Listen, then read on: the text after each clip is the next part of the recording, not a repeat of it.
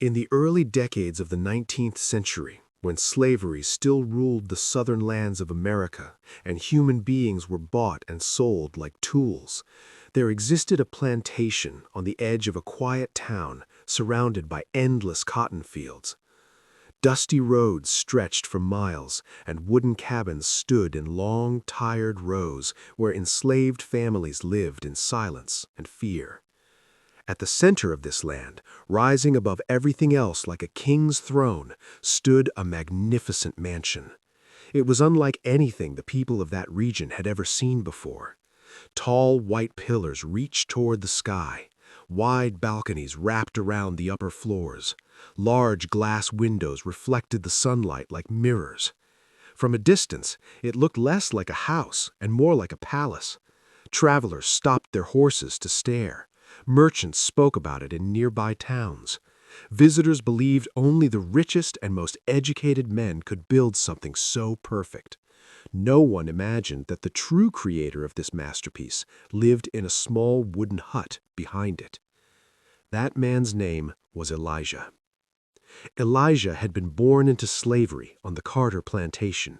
His mother was a field worker, and his father had died before Elijah could even remember his face. From the age of 5, Elijah was taught that his life did not belong to him. Every sunrise meant work. Every sunset meant exhaustion. Every mistake meant punishment. Yet even as a child, Elijah was different. While other boys struggled to carry tools or plow fields, Elijah observed everything carefully. He watched how older workers repaired broken wagons. He studied how fences were balanced. He memorized how barns were built. Without knowing it, his mind was learning engineering, mathematics, and architecture through pure observation. By the time Elijah turned 12, he could repair almost anything. If a door broke, he fixed it. If a roof leaked, he sealed it. If a cartwheel cracked, he reshaped it. The plantation owner, William Carter, noticed this talent early. At first, Carter saw Elijah as a convenient tool. Hiring skilled craftsmen cost money. Using Elijah cost nothing. So instead of sending him to the fields like other boys, Carter assigned him to construction work. He made Elijah work with hired builders, watching and learning from them. But unlike apprentices who were paid and respected, Elijah received nothing but orders. As Elijah grew older, his skills became extraordinary. He began designing structures in his mind before touching any material. He could look at empty land and imagine where walls should stand, where water would flow, and where sunlight would fall. Other slaves admired him quietly. Some feared him because his intelligence made him different. But Elijah never became arrogant. He remained humble, knowing that any sign of pride could bring punishment. When William Carter decided to build his grand mansion, it was not because he needed it. He already lived comfortably. But he wanted status. He wanted power. He wanted people to admire him. He wanted his name to be remembered. He wanted to prove that he was better than other plantation owners. So he announced that he would build the finest house in the entire county. At first, Carter contacted famous architects from nearby cities. They came, inspected the land, and made expensive plans. But when Carter saw the costs, he became angry. He wanted luxury without spending too much. That was when he turned fully toward Elijah. Elijah was called into Carter's office one evening. He stood with his head lowered, hands folded, as slaves were taught to do. Carter looked at him and said, "You've been watching builders for years. Now it's your turn. You will help me build my house." It was not a request. It was a command.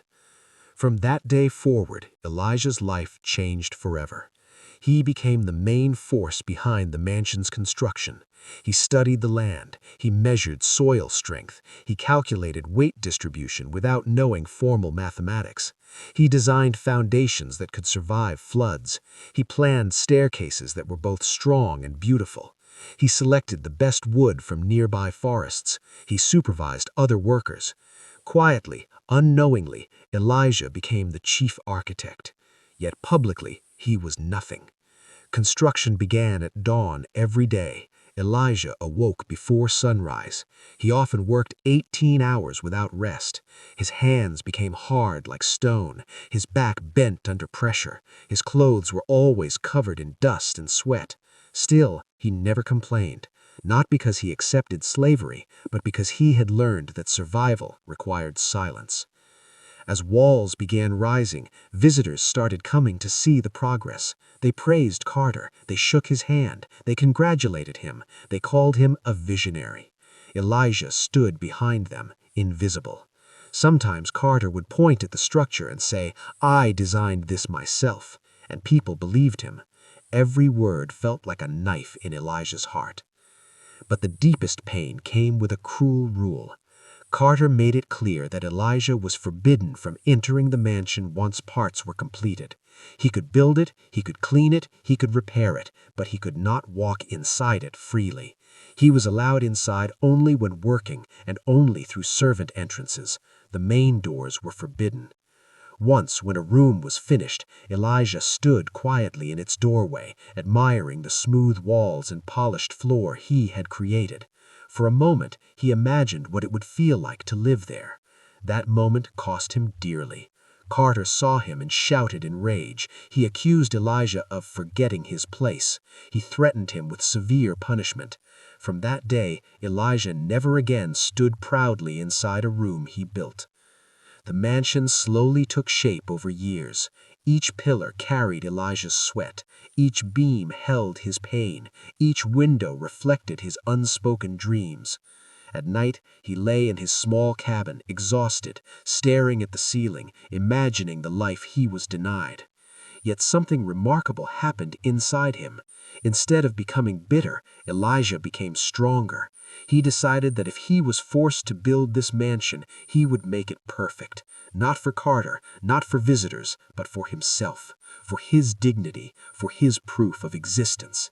He treated every measurement like art, every joint like poetry, every structure like legacy. He whispered to himself while working, "They may own my body, but they will never own my skill." Those words became his secret weapon.